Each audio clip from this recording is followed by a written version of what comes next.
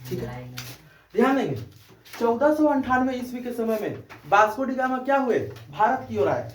ठीक है, और ये केप ऑफ गुड होप पर आए। ठीक है, और इनकी किस्मत बहुत अच्छी थी। इंडिया से एक व्यक्ति था, मुस्लिम था, जिसका नाम था अब्दुल मजीद। ये भारत पहुंचा हुआ था, sorry Cape of Good Hope पहुंचा हुआ था। ठीक है, और वास्को डी गामा भी जाकर कह रहे हैं where is India, where is India, Bharat कहाँ है, भारत कहाँ है।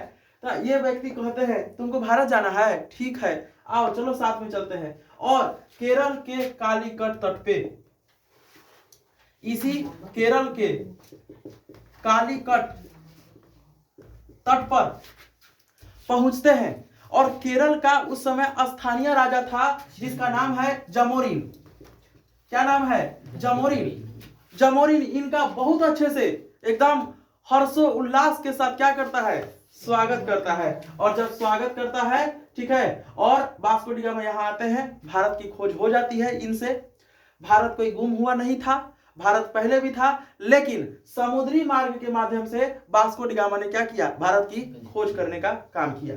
ठीक है, और यहां से अब देखिए भारत के लिए भी खुशी की बात है, क्योंकि वर्षों से हमारे यहाँ के जो मसाले जो रखने वाले लोग थे, इनका मसाला ऐसे ही पड़ा हुआ था। ठीक है, जब बेचारा वास्को डी गामा में पहुंचा, ये भी जमोरिन जी भी खुश हुए कि चलो भाई कोई मसाला खरीदने वाला तो हुआ। और यहां से क्या हुए, ये लोग लेकर के अपना क्षेत्र वापस स्पेन गए। और यूरोप के बाजारों में 26 गुना ना जी, 26 गुना मुनाफा पर ये क्या कर दिया, वहां पर यूरोपीय बाजार में क्या किया, बेचने का काम किया। ठीक है, और इस प्रकार आप कह सकते हैं कि भारत का खोज हुआ और फिर अमेरिका का खोज हुआ। इतना समझ में आया। और फिर बार्थोलोमेओ डियाज ने क्या किया, केप ऑफ गुड होप का खोज किया। और यहां पर हम लोगों ने किरावल जो हमारा क्या है, नाव का नाम है, वो खोज हुआ। और यूरोपीय लोगों ने अरबों से क्या बनाना सीखा, कंपास बनाना सीखा। इस प्रकार से हम लोग क्या किए, भारत के खोज के बारे में जाने।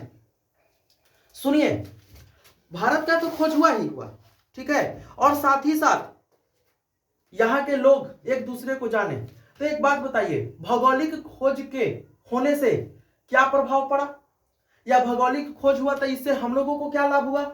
ठीक है, तो एक बात बताइए, एक बात हम बताते हैं, इससे लाभ भी हुआ और हानि भी हुई। लाभ यह हुआ कि वाणिज्य के रूप में, व्यापार के रूप में, धर्म का विस्तार, यह सब पूरा हुआ। ठीक है, वाणिज्य बढ़ा, व्यापार बढ़ा। ठीक है, और सबसे ज्यादा यूरोपीय लोग व्यापार करने में क्या हुए, सक्षम हुए। और उस समय 16वीं शताब्दी के आसपास में व्यापार चरमोत्कर्ष पर था। यूरोपीय लोगों के माध्यम से 16वीं शताब्दी के समय में जो व्यापार था वो क्या था, चरमोत्कर्ष पर था। चरमोत्कर्ष का मतलब है कि उस समय व्यापार सबसे ज्यादा हो रहे थे। उस समय क्या थे, व्यापार सबसे ज्यादा हो रहे थे। ठीक है, यहां तक में कोई दिक्कत है, चलिए ध्यान दीजिए। जब भौगोलिक खोजें हुई तो यहां पर ऐसा हुआ कि ईसाई लोग जो थे वो क्या कर रहे थे, ईसाई लोग धर्म का प्रचार प्रसार करने में लग गए। उन्होंने कहा कि चलो अलग अलग देशों की खोज हुई है, तो उन देशों में हमारे धर्म के लोग रहेंगे। क्या रहेंगे, उन देशों में हमारे धर्म के क्या रहेंगे, लोग रहेंगे। ठीक है, उन देशों में क्या रहेंगे, हमारे धर्म के क्या रहेंगे, लोग रहेंगे। ठीक है, और ईसाई धर्म का क्या हुआ, प्रचार प्रसार हुआ। क्या हुआ, ईसाई धर्म का क्या हुआ, प्रचार प्रसार हुआ। ठीक है, और साथ ही साथ अभी और सुनिए, अभी इसमें कमी नहीं है। धर्म का प्रचार प्रसार बढ़ने लगा तो इसमें जोर जबरदस्ती भी होने लगी, मारपीट भी होने लगा, पैसे दे करके जबरन धर्म का परिवर्तन भी कराया जाने लगा। इस प्रकार से दिक्कतें हुई। यह नकारात्मक बिंदु है। ठीक है, जोर जबरदस्ती करके, मारपीट करके क्या किया गया, धर्म का परिवर्तन कराया गया। ठीक है, अब और सुनिए, यहां पर जो लोग थे, अब धर्म का तो विस्तार हुआ ही।